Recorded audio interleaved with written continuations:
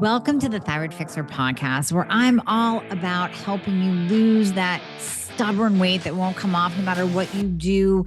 Get off your couch at 2 p.m. and get through your day with energy and stop counting the hairs that come out of your head. I'm your host, Dr. Amy, and I'm here to help you get optimized with your thyroid and your hormones. It's all part of living our mantra: better thyroid, better hormones equals a better life. So let's get you back to being the badass human that you're meant to be. Let's approach it from a thyroid and hormone optimization standpoint. Between myself and my guests, you will be loaded down with information to take control of your health and get back to being you. So let's get started. Have you ever heard of the baobab fruit? It's really interesting, and it is such an affordable way to increase your antioxidants because this thing is a multi-talented, multivitamin, multi-mineral, one-of-a-kind supplement in powder form that you throw into your shakes. Oh my God, it just pretty much becomes a no-brainer. So this particular baobab boost from Trim Healthy Mama, my two favorite ladies on the planet, they introduced me to this amazing antioxidant, and I fell in love. I put it in all the time. Every single shake that I have, I put the baobab powder in. It's citrus and sherbet tasting dried flesh, has 5 times the fiber of oats, and a higher antioxidant level than any food on the planet. That's 8 times that of the superberry acai, and more than blueberries and pomegranates combined. So quit eating all the sugar and just use organic baobab fruit pulp. It's that easy. Because Trim Healthy Mama, they put that into a nice powder. Like I said, I just scoop it right out, throw it into my shake. Oh my gosh, it reduces inflammation. It helps with weight loss.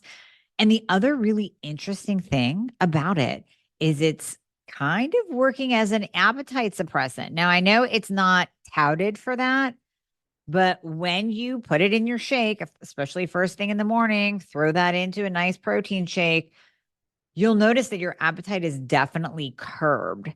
So now I'm thinking of this perfect stack to replace or supplement those GLPs out there on the market.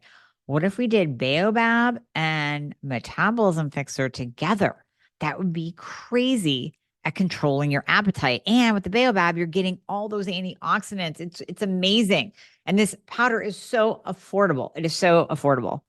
So you're going to go to store.trimhealthymama.com and look up baobab. It's BAOBAB, baobab boost powder. These ladies have just gone all out with their entire line, but this is one of my favorites because I started using it.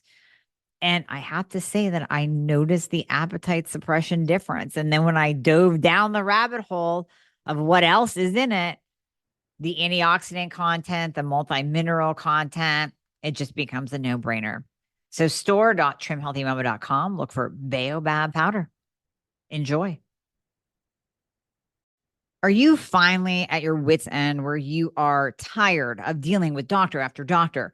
Maybe you've spent thousands on integrative or functional practitioners that have not helped you at all because they don't know the thyroid and hormones. They're not even testing properly. So come work with myself and my team. We prescribe to all 50 states and parts of Canada. I have you covered. I've been building this team for years so that I could help you no matter where you are. All you have to do is click the link in the show notes, book a free application call. We're going to go over your current health situation, what worked, what hasn't worked, all the things. And then we will pair you up with the right program for you where we will do it all. You will come out the other side of the program, totally optimized, getting your life back. You're going to recognize the person you see in the mirror again. Doesn't that sound absolutely amazing? Well, it might sound like you don't even believe it, but I promise you, we will take good care of you. So click the link in the show notes, book a call today, and we'll be talking to you soon. Does your breathing actually affect your weight, your energy? Does it affect your face and how you're actually aging? Yeah, it does. And this is what blew me away when I heard Sachin Patel speak on breath and breath work and how it can actually affect our metabolism. And yes, our facial structure. We can look older as we age if we're not breathing correctly. Sachin is just an amazing human being, but he is so knowledgeable in this area. Now, he's a functional medicine practice success coach. He's a speaker, author, breathwork facilitator. I've done many breathwork sessions with him. He does plant medicine. He's just amazing. And he founded the Living Proof Institute, where this is where he pioneers revolutionary approaches to patient-centered healthcare. He coaches hundreds of practitioners around the world, so they're actually empowered to do right by you when you work with them. So I want you to dive into this episode because this is one of those tools that you can use to shift your body. You know, we talk a lot about thyroid and hormones, and those are important. There are supplements that can help with your metabolism and your energy, 100%. There are different things that we can do for anti-aging. So that's why it kind of blows you away when you hear what breathing properly can help with all that. How does that work? Well, we deep dive into that in this episode. You're going to learn the science behind that and the why. But then you're also going to learn what you can do to breathe better, to increase your metabolism, to get better sleep, to have energy through the day, and to actually improve the way that you look. So enjoy my episode with Sachin Patel. Sachin, I have been so excited for this conversation since I heard you speak in May at an event that we were both at called CHS. And literally, I mean, I'm taking screenshots with my phone of your slides. I'm blown away. And then, of course, we spoke afterwards, and I really wanted to dive into this topic of breath work and how it relates to a person's metabolism and overall health, because this is something that we can all do. It's something that is free, but it is something that people don't think about. And it's hard for people to grasp that breathing and the way that they breathe, or the incorrect way they breathe, can actually impact a person's metabolism, endocrine function, energy levels, brain function, every aspect about our health. So this is going to be just a crazy, interesting, impactful topic. And I just thank you for your time today to dive into it. Amy, it's my absolute pleasure and my honor. And for those of you that know Dr. Amy at all, she is passionate about breathing. So I want to acknowledge you, Doc, for how deep you went with the breath work that we were doing. And you were just a total rock star. So you're not just saying this. This is an important part of what you do. It's an important part of who you are. And I'm very honored to be able to have this conversation with you, to your audience, in the hopes that at least one person learns something new and is able to apply it towards better health, especially related to their thyroid and autoimmunity. However, I'm very certain that if you stick around to the end, you're going to learn some things that are going to blow your mind. And my mind is blown every day. And I want everyone to know that I'm not a master. I'm not a guru. I am a student for life. And I approach this with a beginner's mind. And I'm constantly learning new things. And I'm hoping that the things that I've learned over the last few years, I can kind of shorten that path for most people to get to what I know, and then just commit to continuing to learn more and more and more, and share it as often as I can. So again, thank you. I'm so blessed to have this opportunity to chat with you today. Well, and my passion really was birthed out of your talk. And that's how impactful it was. And then you took all of us through a session of breath work. And no, I was definitely into it. And ever since then, I've been mouth taping, which we'll get into today. And I've been practicing, not as often as I should be, but I have been practicing breath work and some of the things that I shared with you that I struggle with, specifically holding my breath out. And I've seen noticeable improvement. So I've done it, and now I can actually notice a difference. So let's dive into it, because people are listening to me going, what is she talking about? What do you mean on the exhale? What? So let's just start with, I want to start with, why are we breathing so incorrectly? And then we'll get into how breath is tied to our overall health and metabolism. But why is it, people are going to listen to this and go, well, yeah, I breathe and I'm still here. And apparently I'm breathing correctly because I'm still alive, but that's not the case. Great question. So I want everyone to, kind of suspend whatever belief system they have around breathing, because what we're going to talk about today will really call for all of us to kind of delete whatever pre-existing notions we have about breathing. And if we can do that and approach this with a beginner's mind and an empty cup, then I think our users and listeners will get a lot more value out of this. So that's the invitation to everyone. And the first thing I'll say is your unconscious breath is the state of your unconscious nervous system. So if you just take your breath as a source of information about your nervous system, we start looking at breath differently. So if somebody is a dysfunctional breather, then they probably have a dysfunctional autonomic nervous system. If somebody's perpetual state of breathing is fight or flight breathing, short, shallow breathing, or mouth breathing, then that tells me that the state of their unconscious nervous system is fight or flight, is low grade chronic fight or flight. So just an invitation to everyone to just look at breath through a different lens. Now, we breathe for a variety of different reasons. And without breathing, a lot of other systems in our body shut down. It's not just that we die, but a lot of other systems shut down. And because of that, our health suffers in so many different ways. So today, what I want to take people on together with you, Amy, is on a journey where we can explore health and breath through different vantage points. So we breathe for a variety of reasons. The primary reason we breathe, according to most people, is actually incorrect. So we don't actually have the urge to breathe because we want more oxygen. The urge to breathe actually comes from getting rid of CO2. So as CO2 concentrations build up, which is a toxic gas in our body wants to get rid of it. And so the first way to improve your breath is not to inhale more, it's actually to learn how to exhale. The magic happens on the exhale. The magic in life and in personal development happens in the letting go. It's in the releasing the things that are no longer serving us. So the carbon dioxide that we exhale amongst the other gases are no longer serving us. They've served their purpose. So if we can start looking at our breath through that lens, it gives us a very unique opportunity to explore it differently. I'll stop there because there are so many different tangents that I can go on.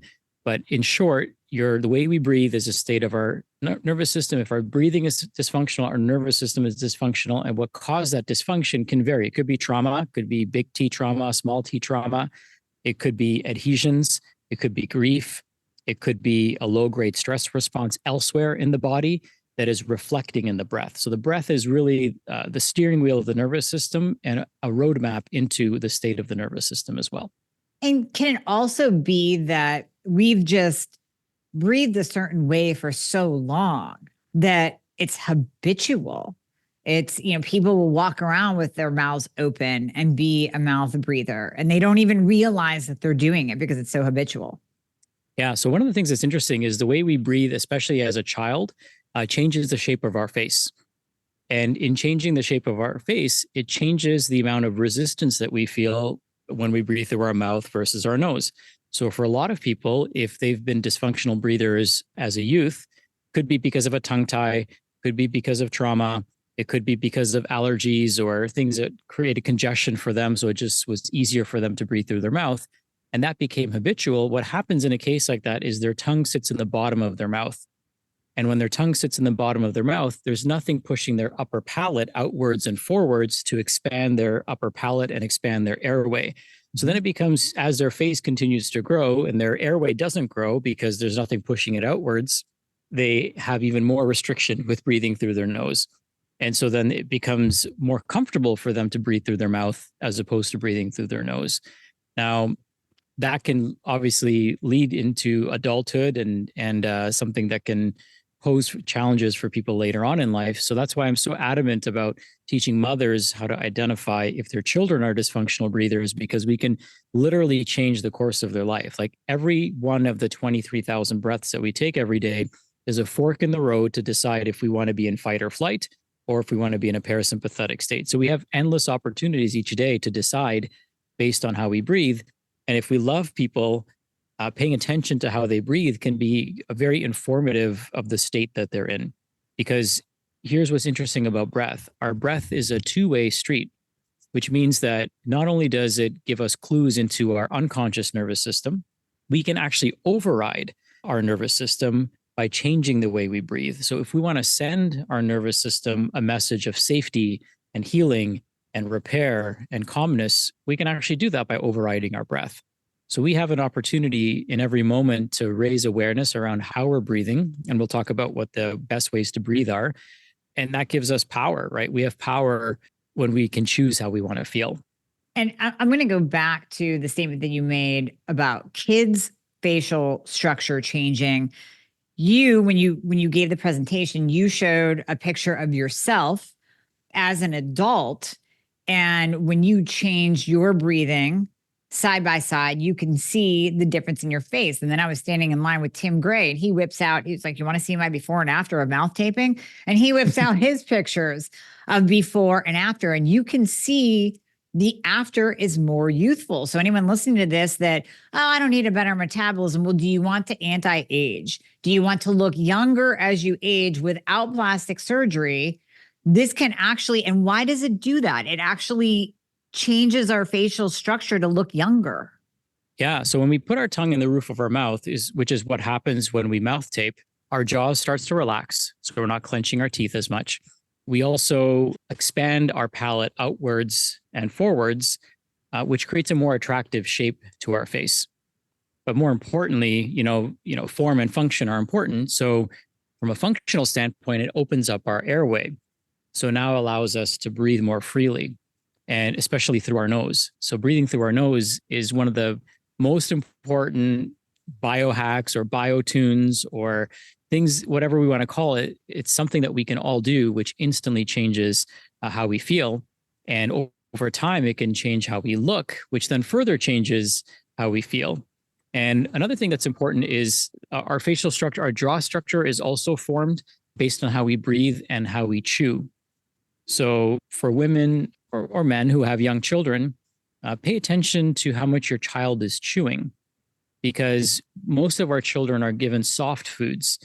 And because of those soft foods, they're not getting adequate stimulation of their jaw. So they end up with weak dentition, they end up with weak jaws. And a weak jaw leads to a prognathic facial structure, which means the jaw goes backwards instead of going forwards. So instead of being prognathic like our ancestors were, which had nice wide bridges, we become retrognathic. So our jaw sinks in backwards, which at any age, it makes you look old and less attractive. And people have surgeries for those type of things, but a lot of it was a function. I mean, some people are just structured that way, and there's nothing wrong with that. But some people, it's going to be caused by the fact that everything that they eat is pre-digested for them, right? Mechanically, it's pre-digested for them. And a simple example that I can share with you as a case study is my parents, my grandparents, my aunts, my uncles, they all grew up in India. They have perfect teeth, never had braces, never had a dentist. And it almost sounds like criminal in our Western society. And they never actually even used a toothbrush growing up. What they would use was a branch of the neem tree. So it would be the length of a toothbrush, and it would come in bundles every week. So it was so weird when we went to India, because they would drop off a bundle of sticks and people will start chewing these sticks, and the oils from the neem tree would get released into their mouth, improving their microbiome health and killing bacteria and plaque and things like that. And then they would chew on the branch, which would strengthen their teeth. And so if you've ever given a child a toothbrush, they've seen you brush 1,000 times. What's the first thing that they do? They chew it. They chew. They chew it. Yeah. Right. And then here we are telling them not to do that when intuitively they know exactly what they should be doing. And so what happens when you do that, when you give a dog a bone, it chews on that bone, it strengthens its teeth. It bites the bone, it pulls on the bone, which expands its jaw. Mm-hmm. So our children have missed out on that opportunity because we're Vitamixing everything. We're giving them yogurts and smoothie bowls and avocado and stuff that's really soft and mushy, but they need tough food to actually chew to develop their facial structure, because that will eventually develop the way they breathe. And the way we breathe affects so many areas of our health. I'll stop there because I'll take a quick breath here. I hope you can sense my enthusiasm. There's so many different ways we can go with this conversation that can be impactful to the listeners. Oh, I know. Well, you can sense my enthusiasm. I'm sitting here going, okay, which road do we want to go down next? Because there are so many. So, well, since you brought it up, let's go into how breath and breathing and breath work can start affecting our health. And really specifically, what blew me away is metabolism. Yeah. So for anyone who's interested in losing weight, I think it's important for people to know, where does the weight go? So they asked a handful of medical and health professionals, where does the weight go when we lose it? And out of 100 people they asked, only 2 people got the answer right. So when we lose 10 pounds of body fat, 8.4 of those pounds are actually through the lungs. We exhale the carbon dioxide, which is a byproduct of fat metabolism. And then the other 1.6 pounds, we either sweat out or we pee out, or it goes through our feces, a little bit of it. So it's kind of amazing when you think about it, that we literally are losing weight through the breaths that we take, because the byproduct of that metabolism is water and carbon dioxide, and our body gets rid of it. When we think about our metabolic function, we also have to think of a common term, which is basal metabolic rate. Mm-hmm. So your basal metabolic rate is basically how many calories you would burn at rest, sitting there doing nothing. But there's no such thing as doing nothing, because you're digesting, you're making neurotransmitters, you're making hormones. But the most energy intensive thing that you do when you're just laying on your back doing nothing is actually breathing. So every day we burn 1,200 calories simply by breathing. Now, the average person overbreathes. So just like the average person overeats, the average person overbreathes. So in today's society, somebody who's breathing unconsciously takes about 15 to 20 breaths per minute. We only need to take about 6 breaths a minute. And some yogis will take only 1 breath a minute. Wow. And it's totally possible. 30-second inhale, 30-second exhale. We could all do it. Life would really come to a standstill. Mm-hmm. But that's the intention, because the less we breathe, the slower we age. So if you look at any animal and you study a graph of its respiratory rate versus its lifespan, you'll notice that the more an animal breathes, the faster it ages and dies. So a turtle takes about 3 breaths a minute, lives to about 150 to 200 years old. A dog breathes about 7 times faster than a human and ages 7 times faster. It takes about 35 breaths a minute. So when you think about that, we see that throughout nature, that, and there's this, in Eastern philosophy, there's this notion and this idea, and Jack Kruse actually just said this earlier, is that we're born with a certain number of breaths. So an elephant and a mouse take the same number of breaths. One lives for a few weeks, the other one lives for 40, 50 years. Mm-hmm. But it's the same number of respirations that we consume. So metabolism is crucial. So if we can slow down our breath, and I'll close this loop. So if we can slow down our breath, let's say we breathe 1/3 less. So we're taking 10 breaths a minute, right? That would be 3 seconds in, 3 seconds out. Very reasonable way to breathe for most people. You would burn 400 less calories a day, which means that you could consume 400 less calories of food and still be in an anabolic state. Mm-hmm. So when we have people go on calorie restriction diets, which studies have shown over and over again are hugely beneficial to the immune system, for weight loss, for hormones, for a lot of things, for the right people, of course. If they keep breathing the same way, it's easy for them to go catabolic.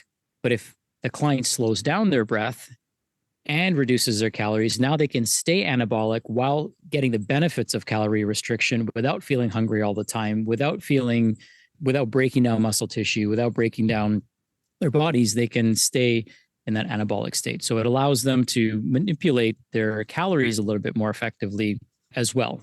So they're not prone to feeling hungry all the time, prone to cravings and things like that. Well, and I'm going to bring in the GLPs into this discussion, because it made me think as you're talking, the glucagon-like peptide injections, the Mounjaro, Wegovy, Ozempic, tirzepatide, semaglutide, everybody knows them, heard of them, many are using them. So we know that they help with weight loss from a multitude of interactions in the body. But one of them specifically is the reduction of appetite, because it's slowing gastric motility. So we had these people eating less calories, but to your point, they're very catabolic. And we saw Peter Attia talk about this really 6 months after the GLPs kind of hit the scene, and said, we're seeing muscle loss. We are seeing lean muscle loss. These GLPs are producing overall weight loss, as in the scale is going down, but 70 to 80% of that is lean muscle. And then 20 to 30% is fat. So my thought is, as you're talking, anyone on the GLPs, what if you did this breath work to slow your breath? And now that is going to pair up beautifully with the reduction of calories that is occurring with the GLPs. And now you have a fighting chance to keep that precious muscle that we need as we age, especially that we need to have a metabolism. Muscle is the organ of longevity. You don't want to burn it. So this is kind of almost a biohack for the GLP people as well to protect their muscle tissue. Yeah, excellent point. And just to kind of add to that dialogue is that health is really all about the mitochondria, right? And the mitochondria are essentially the battery packs of our cells, and most of our listeners probably know that already. Now, in the mitochondria, we use electrons to make ATP.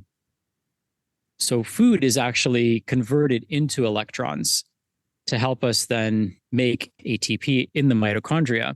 But food only accounts for 30% of the electrons that have the potential to come into our body. And it's the least efficient way to get electrons into the body because it has to go through your entire digestive and immune system in order to then, and hormonal system to get into the cell to then be converted and utilized. You can get free electrons from sunlight. You can get free electrons from grounding. You can get free electrons from structured water.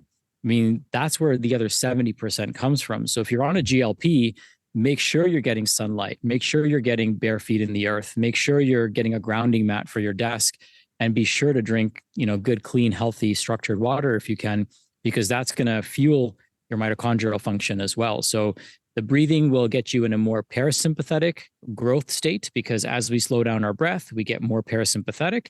It will reduce your calorie intake, the needs for calorie intake, depending on how much you slow down your breath. And even if you just slowed it down 20%, right? I mean, think about that. That's not that much. It's just a few less breaths per minute, which is easily doable once you raise awareness around it. And if people just did that, I mean, think of the implications and benefits that they would have and the control they would have. And here's another interesting fun fact is that people who breathe through their mouth actually require more sugar in order to taste the sweetness.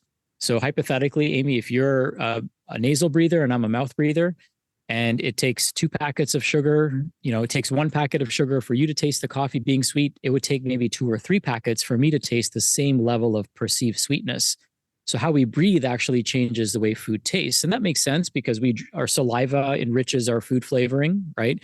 So if our mouth is always dry because we're mouth breathing, food isn't going to taste the same because their saliva helps us actually taste our food.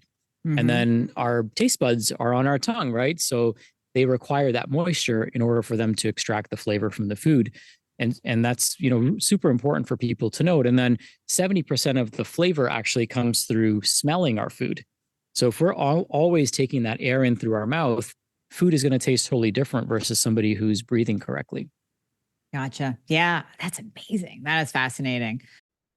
I am so thrilled to introduce you to Hormone Solutions by my dear friend, Karen Martell, hormone expert, by the way, in all things peri and postmenopausal for you ladies, but she's also a passionate advocate for clean, safe products. So that's why she created Hormone Solutions, a line of over-the-counter bioidentical hormone creams, free of the fragrances and the parabens that we want to avoid, of course. So let's walk you through a couple of them. First of all, ProgestCalm. We know progesterone is amazing at calming your nervous system, helping you sleep. It inhibits breast tissue overgrowth, so promotes breast health. And then we have Estro 2 Rejuvenate. This is an amazing face and body cream. I love what it does for your skin. It is so silky smooth, and it plumps wrinkles and helps with collagen formation. Then we have Estro Vitality. This is the estradiol cream. So relief from pre and postmenopausal symptoms, hot flashes, night sweats, the mood swings, all the things. She has really put her heart and soul into this line. I love her for bringing this to the masses so you can all experience the power of bioidentical hormones safely, effectively, without the need to go to your doctor and beg for a hormone prescription, right? So what you're going to do, you're going to click that link in the show notes and you're going to use the code Dr. Amy. That is going to save you some money when you try out Hormone Solutions. So all of the sugar cravers out there. Well, even would this translate into insulin resistance, pre-diabetes, diabetes? They're not even processing their sugar properly. Their pancreas is releasing too much insulin. So could it even be said like, okay, you know, we have the berberine, we have metformin, we have those tools in our tool chest, but now breath work can be changing your breathing can actually be another tool to enhance the overall change that we're trying to get with regulating blood sugar, regulating insulin. Yeah, absolutely. So, you know, just as an example, and I'll use you, Amy, because you're on the call with me. So nothing personal, but let's hypothetically say that I wanted to raise your blood sugar, or I wanted to raise your cortisol, or I wanted to raise your heart rate, or I wanted to raise your blood pressure. And you said, Sachin, what's the fastest way that I could do all of those things? The fastest way is to change your breath. Just breathe faster, right? Like hyper is to hyperventilate or breathe faster, right? Take deep breaths, inhales and exhales, and automatically just the mechanics will raise your blood pressure, will raise your resting heart rate.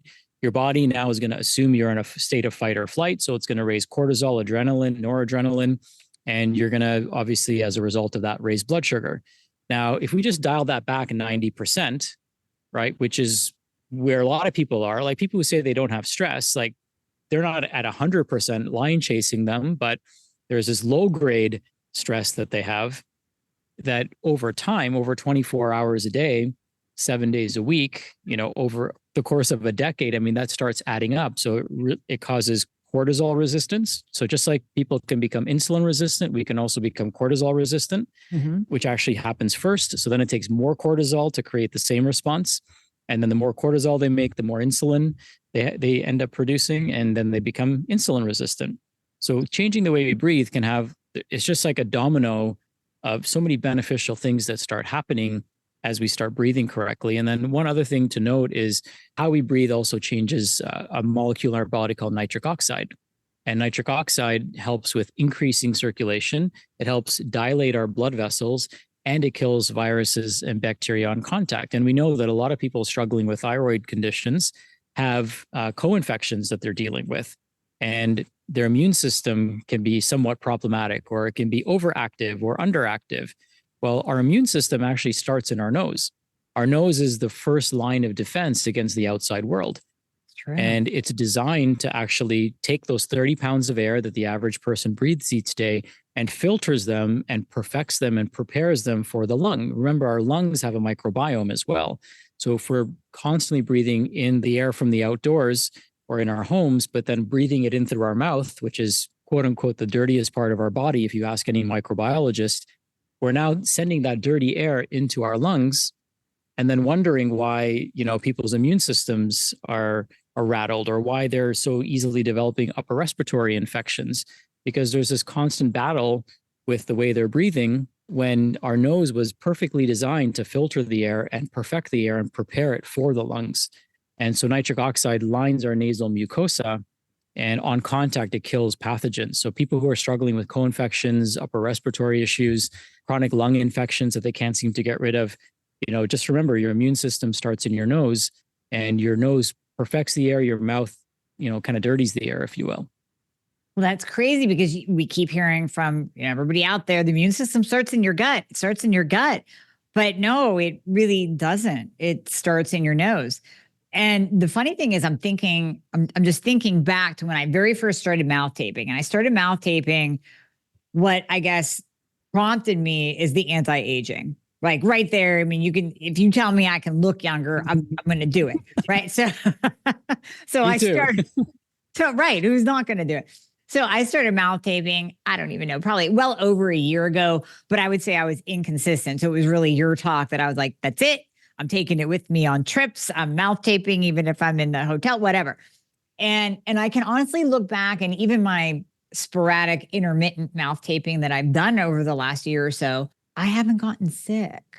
So now that you're saying that, I'm like, nothing else changed. It's not like I increased my vitamin D or anything like that. I was just mouth taping. So that completely makes sense now with the immune system tie-in.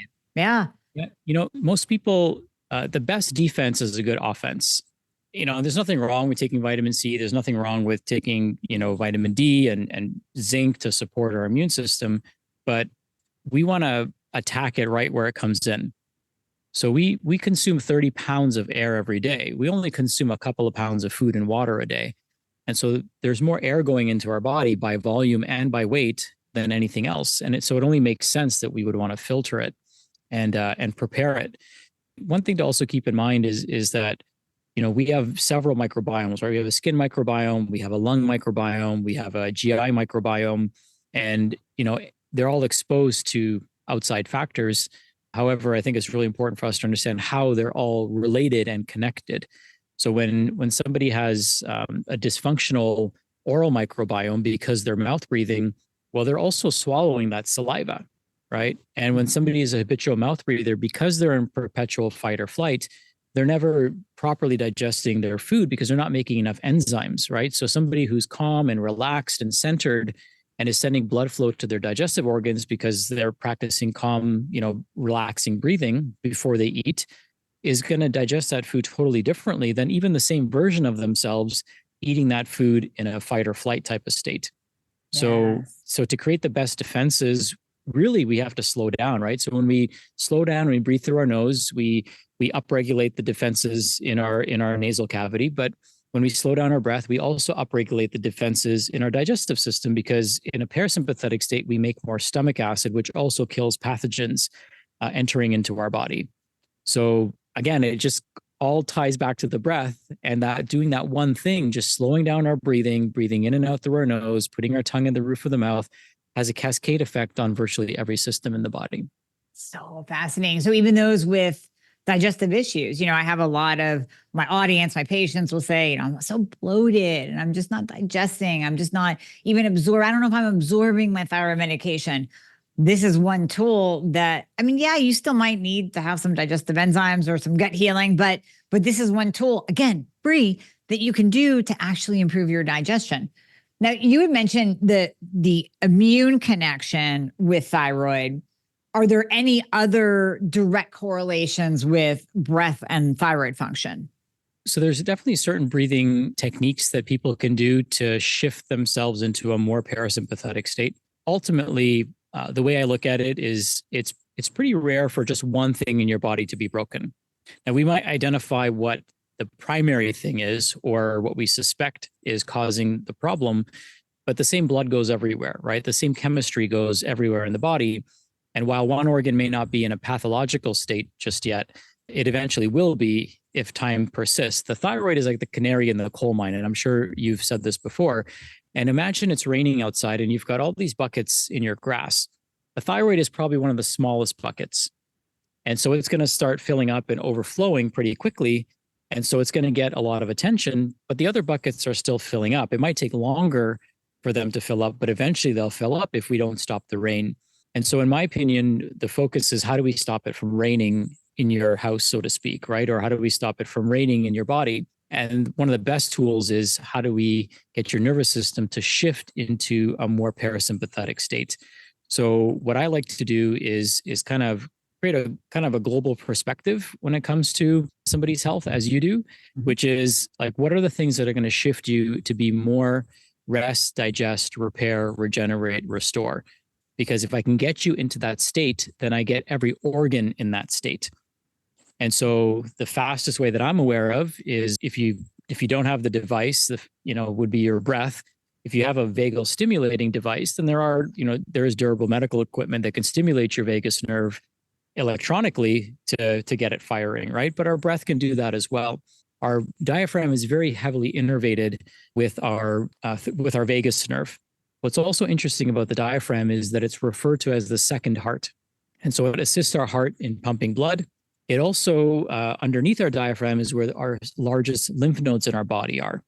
And that makes sense because every time we breathe in and out, we would want that lymph to be pumping and moving as opposed to stagnating.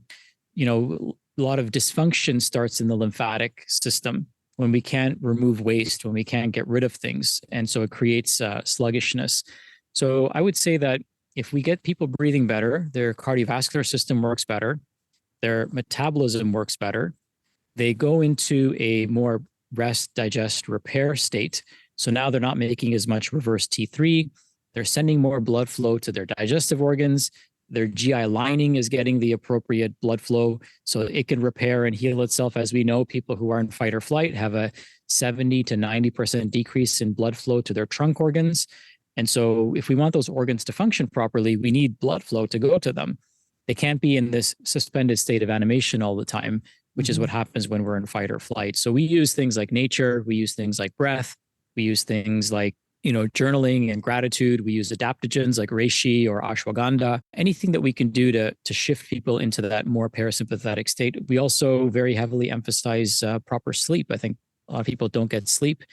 And then another thing that we really focus on is lighting, because that's like the next frontier in health is going to be how important proper lighting is for our overall health and wellness.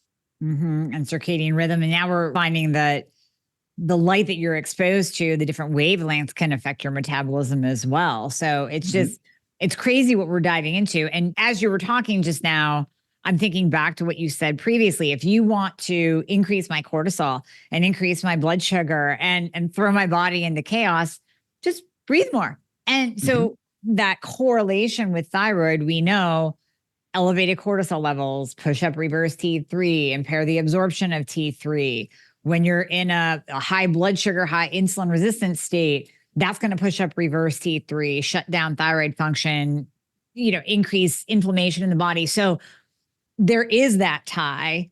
Yes, there's the buckets, but then there's the flip side of, and if you don't breathe well, if you're a mouth breather, if you're breathing too quickly and you're not paying attention to your breath, you're indirectly hurting your thyroid function through all these other mechanisms that are happening in the body, just that stress response from that fast breath. I'm sure your listeners know this, but it's worth mentioning is that when you have one autoimmune condition, which is 90% of the case with thyroid clients, then you are 50% likely to have another. Yeah. So we could play whack-a-mole and try to figure out what they all are, or we can kind of go, to the apex of where this problem might be starting from and do some of the simple things that as an absolute worst case scenario will have such a profound effect on so many different areas of your life. And I would, bet the barn that a thyroid client would notice an improvement in their numbers if they stop snoring at night, if they stop mouth breathing, they slow down their breath, if they shifted into a more parasympathetic state, practice periodic bouts of, 10 minutes of breath work and things like that to release, stored trauma and grief, to release some of those things that we're all kind of holding on to. And we know that our adverse childhood experiences oftentimes lead to autoimmunity in adulthood. And some of these could be pre-verbal. So we may not even be expressing them, but they're locked in our lungs and locked in our diaphragm. So with, guided breathwork exercises, people can also start releasing some of those traumas that they're, they may not even know that they're holding on to. Well, it's interesting because I was just recording with Dr. Mindy Pelz this morning, and she was asking me about trauma and how it relates to the thyroid. And we were kind of talking about that, how even past trauma can affect our health now. And what's interesting is what I didn't say is that connection of yes, the childhood trauma that then threw us off with our breath. And now we're in almost a constant state of fight or flight. Maybe you've even dealt with the past trauma, but that imprint that it left on you, changing your breath throughout the course of decades, is now impacting you. So yes, you did the work, but now you have to do some more work to change what that trauma did to your body. Yeah, I think you bring up an excellent point. And it's not uncommon for people as they start, kind of digging underneath their diaphragm and they start palpating. So you would take a deep breath in, let it all the way out, lay on your back, bend your knees so your abdomen is relaxed, and just kind of, hook your fingers and be gentle with yourself. And what you might find is you might find some trigger points down there, and just gently massaging them and releasing them can be very, very valuable. I think, the diaphragm has, like, if we looked at it like a leather purse, it has a patina. So it wears out over time. Like, just like, if our purse gets dropped or scratched or, dinged up, like it just wears that patina forever. Yeah. And it gives it character, but at the same time, it's a constant reminder. So over time, like if our breathing is off just 2 degrees, times 23,000 times 7 days a week, 24 hours a day, 365 days a year. And then with each emotional issue that we deal with, it's all being stored in the diaphragm. Mm-hmm. Because think about what happens when we experience something stressful. What do? We gasp, we hold our breath, right? When a child is crying, the best thing you can do for your child is let them cry, because the signature of crying actually soothes the nervous system. But when we tell our children to stop crying, now they're having to hold that diaphragm in tension, right, to stop themselves from crying. And guess what? It starts to develop adhesions and scar tissue and trigger points, which then change the way they breathe over the course of their lifetime. And, it doesn't take much, especially it's because it's something we do so much, right, for it to be off just a little bit and have a significant impact over time. Yeah, absolutely. And I'm even thinking of adults that don't cry. We all tend to hold back. I want to hold back. I want to be strong. I want to present as having strength and in control. And so we're kind of doing it to ourselves as well. Just holding Yeah, it. I would agree. Yeah. And it's, the breath work that you've attended, I know you've attended several, and it's amazing to see people releasing that emotion. And they're like, I don't even know where this came from. I didn't even realize that this was bothering me, because they've buried it so deep. And the breath work is like stirring the pot up a little bit, but it doesn't just stay there. We're able to release it with the breath as well. Yeah, absolutely.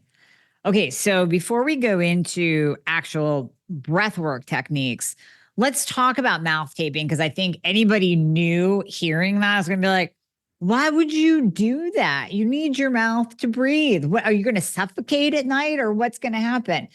So can you get into mouth taping? I mean, I can share my experience, but I'd rather hear it from you and let people know what it's about and what kind of tape are we using. And yes, you can open your mouth if you have to, all that good stuff. Yeah, absolutely. And I think that there's some great companies out there with great marketing that have like flooded the world with their message. And I won't mention any names, but one of the things I'll say is that you don't have to, tape your whole mouth shut.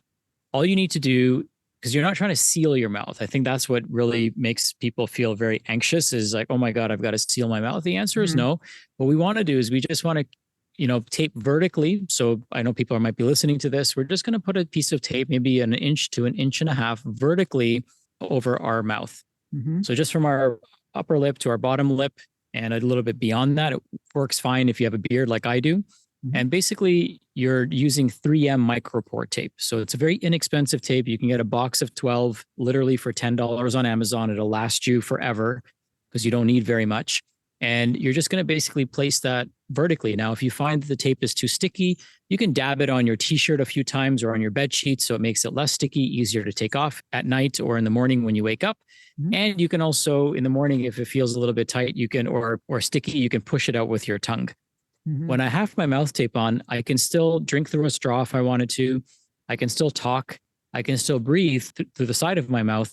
So it doesn't create that feeling of claustrophobia or suffocation. Now, an alternative for people who don't like the idea of taping is you can also wear a chin strap. So you can get an over the head chin strap that keeps your jaw closed and your jaw relaxed. So that's another alternative for people as well.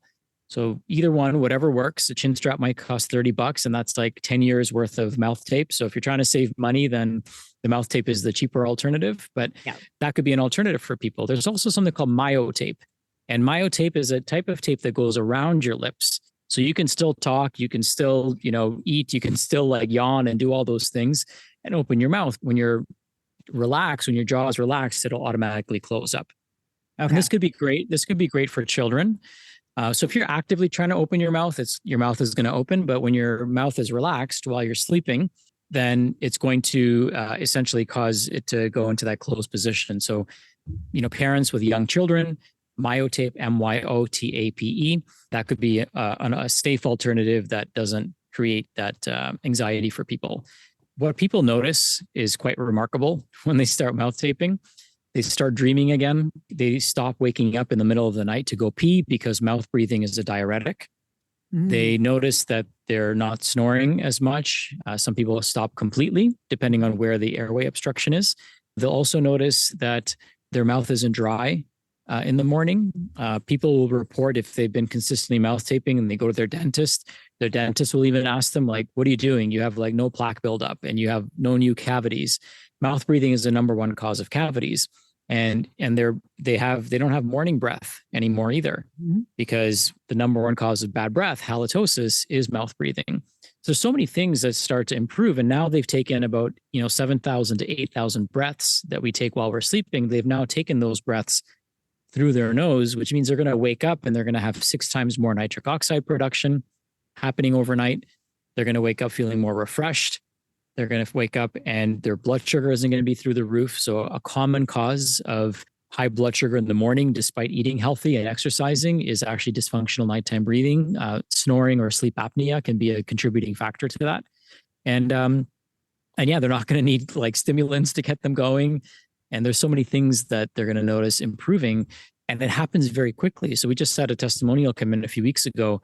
A lady just saw me on a podcast similar to this and started mouth taping and emailed me 2 days later saying, oh my God, like I have the energy to work out in the morning again. I'm dreaming again. I'm waking up, ready to tackle the day. And, the old me, I can only imagine the number of supplements I would have prescribed to this person, or the number of labs I would have done on this person to try to figure out why they're so tired in the morning when really it was just their dysfunctional nighttime breathing that was causing it.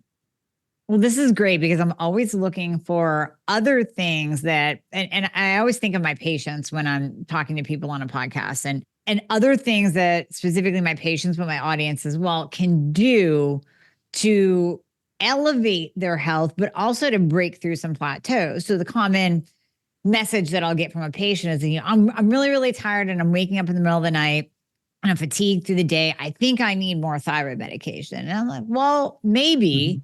But, and this is where we get into, are you drinking enough water? Are you eating enough protein? Are you sleeping? And now I'll add on, are you mouth breathing? Because that stat alone of elevated blood sugar, oftentimes I'm saying, well, you're waking up at 2 a.m.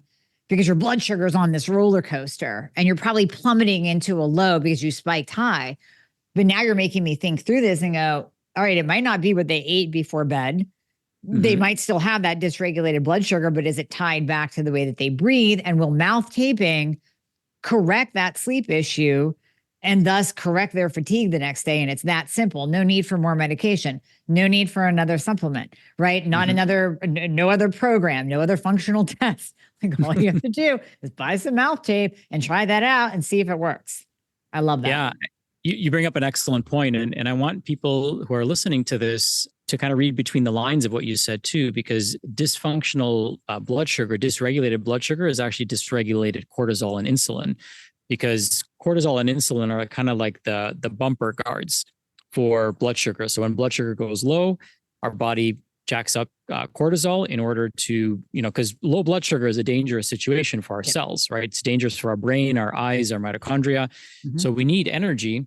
And if we need a quick jolt of energy, we're going to spike our, adrenaline and our catecholamines and our cortisol, which is going to raise our blood sugar. But then to bring it back down, the other bumper guard is insulin. So our insulin and cortisol are going to be doing this dance along with our blood sugar.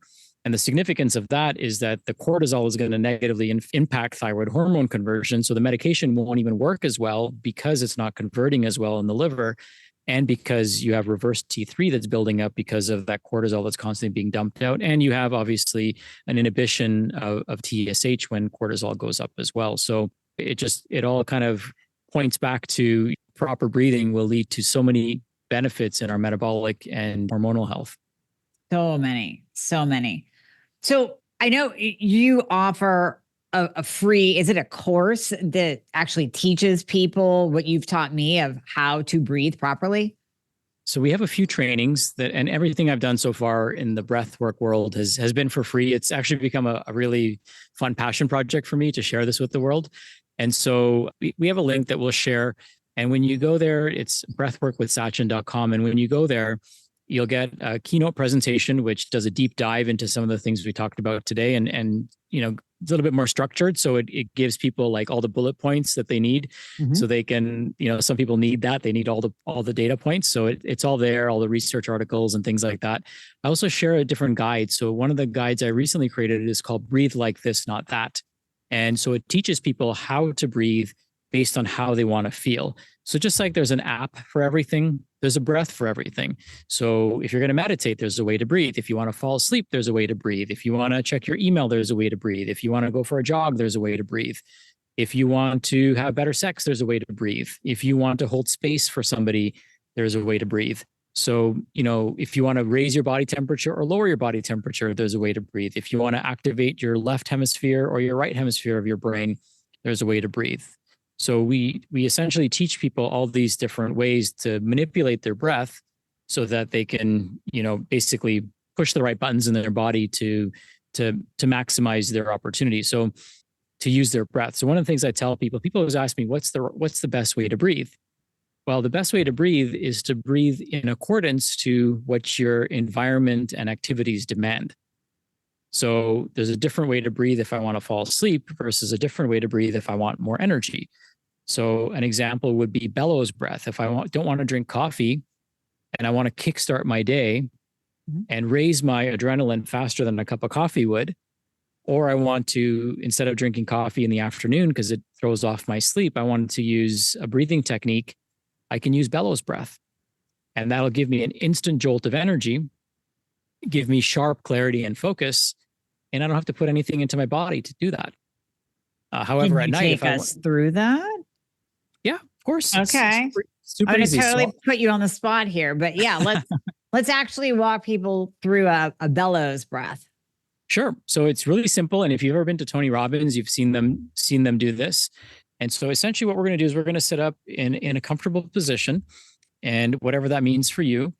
And you're going to put your hands up to your side and make a gentle fist. So I know some people are listening to this. So I'm going to try to describe this virtually. So it's almost like you have your hands up in the air, like you're being, like you're saying you're not guilty.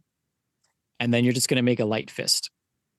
And now what we're going to do is I'll walk you through the breathing and then I'll demo it. So we're going to take a sharp inhale through our nose, and we're going to raise our hands up high. We're going to throw them up in the air, and we're going to open our palms.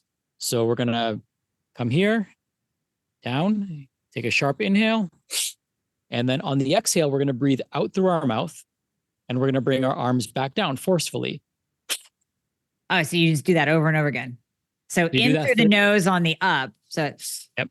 And then out through the mouth on down. Right. Okay. And we're doing it forcefully. So we're forcefully throwing our hands up, forcefully breathing in through our nose, forcefully exhaling through our mouth, and forcefully bringing our arms down at the same time. And you do that 30 times and 3 repetitions, or 3 sets rather, 30 repetitions, 3 sets with about a 30-second pause in between. And boy, you're going to feel awake. And the other thing, I should caution people who have high blood pressure not to do this exercise, because it will, if your blood pressure isn't controlled properly, it will raise your blood pressure. So just something to keep in mind. But that's a great way to start the day for most people, especially if you're feeling a little bit sluggish. And I know typically people with thyroid have hypotension. So this could be a great way to kind of wake up your body, wake up your nervous system, wake up your vagus nerve, and start your day or get through the afternoon, lulls if you experience that. Oh, there's so much more I have to learn about breath. I did not know that there were different techniques that you could do for, like you said, every situation in your day, or what your ultimate outcome is that you want. So, wow, this is so cool. There's so much more I have to learn. So last question for you. Well, last question before the last question. So as I shared with you at the retreat, my issue is on the exhale. So I actually feel like, man, what can I do? So people, as you're listening, as you're starting to breathe, I can hold my breath in, just like you said, like, oh, I can take in the oxygen and hold my breath, right? We all did that as kids. I can hold my breath underwater, but it's on the exhale that I get that panic air hunger. Like, I can't hold it out that long. I need to breathe. I need to breathe. So what can we do? What can I do? What can people listening who resonate with that, who've tried breath work and they're like, I can't hold the exhale at all, but that's the most important part because we're releasing the carbon dioxide. What can we do to improve that hold on the exhale? Great question. So I want to just go back to the top of the hour when we started the conversation. So the urge to breathe actually comes from elevated CO2. And the stronger the urge is, the less tolerant we are to CO2. So what that means is we want to build up our tolerance. So they actually, in James Nestor's book, they talk about this, where they actually had people who were missing the fear centers in their brain, so they never experience any fear. Okay. So you can't startle them, you can't scare them. It's so interesting to imagine somebody like that. However, so you couldn't rattle these people. But what they discovered is when they had them take a huge hit of CO2, because that's happening at the brainstem level, these people would go into an immediate panic attack because they thought they were dying, right? And that's what's happening, right? If you stop breathing, the CO2 concentrations in your body are going to go up. Now, here's what's interesting about that. As CO2 concentrations go up and the pH of our blood changes, we actually dump more oxygen to the tissue. So with each breath we take, we only consume about 20% of the oxygen, which means that every breath that we take in, there's actually 5 breaths in there, because we can keep dumping more oxygen, even if we stop breathing, right? So if you can hold your breath for a minute, let's say, you can probably go about 5 minutes, and that sounds about right, without breathing and still not die, right? Because there's enough oxygen that's circulating in the system and it's being dumped from the red blood cells. Remember, you have about 1 billion oxygen molecules per red blood cell, and it takes only about 5 seconds for your mitochondria to die if they lack oxygen. So our body kind of has this kind of built-in defense mechanism, if you will, survival mechanism, that even if we stop breathing, we actually extract more oxygen. How cool is that? And if you want to look it up, it's called a Bohr effect. Okay. Now, if we want to increase our tolerance to CO2, then we have to practice being in those type of states and then use our monkey mind to kind of override that experience that we're having, because we know we're not going to die. You actually cannot hold your breath and die. You would faint and then you would start breathing again automatically. So it's impossible to do that. Of course, you can drown or suffocate. So what I encourage people to do is build up their CO2 tolerance. And the way I do that is, first, the basic thing that we can do is lengthen our exhale. So the exercise I would invite you to do, Amy, is I would have you take a few clearing breaths, deep breath in, deep breath out, deep breath in, deep breath out. And another one, a third one. And on that last breath, the fourth inhale, you would inhale in through your nose as deep as you can. And then instead of exhaling, you would slowly exhale, and you would imagine a continuous stream of water pouring out of your nose, but it's the air pouring out of your lungs. And you're trying to exhale for as long as you possibly can. Now, I know some of the exercises we've done together is where you're exhaling pretty quickly in about 6 seconds. And then that CO2 concentration really starts building up pretty quickly because your lungs are in their, smallest position. And so the concentration of the gas builds up pretty quick. But if you could slowly exhale, then the concentration of the CO2 is building up slowly. And you're also getting your nervous system into a more relaxed state at the same time. So that's an active way you could do it. Another way you could do it is you can go for a walk. And when you go for a walk, what I encourage people to do is, we call it the 6-stepper. So I breathe in for 6 steps, breathe out for 6 steps. That's my pace of breath when I'm walking.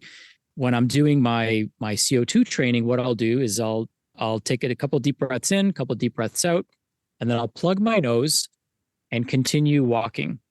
And I will count how many steps I can take until I have a strong urge to breathe again. And so it works out to about, 25 to 30 breaths on a good day.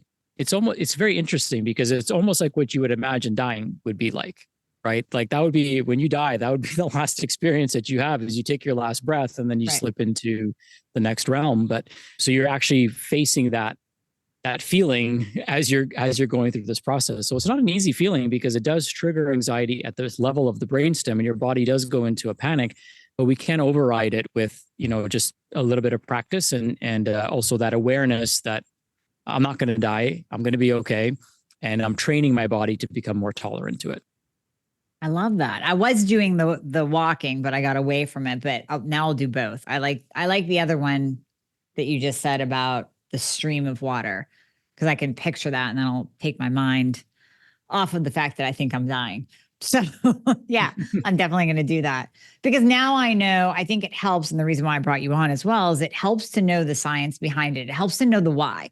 Whenever we're doing any kind of health change, whether it's changing your diet or diving into something like breath work, if you know the why you're doing it and what the outcomes could potentially be, it's more incentive. It's more incentive to do it, and it's more incentive to stick with it. So that's why I love the explanation that you give as well. Thank you. Well, Sachin, thank you for your time. We're going to put the link for your free offerings in the show notes, but can you tell people where they can find you? Because you do so much more. Like you said, this is your passion project, but you do way more than just breath work. Yeah, thank you. First of all, thank you for the opportunity to share today. And you're such a great interviewer. I enjoyed our time together. So they can go to breathworkwithsachin.com and they'll get any new resources I create will all be sent to people who register there.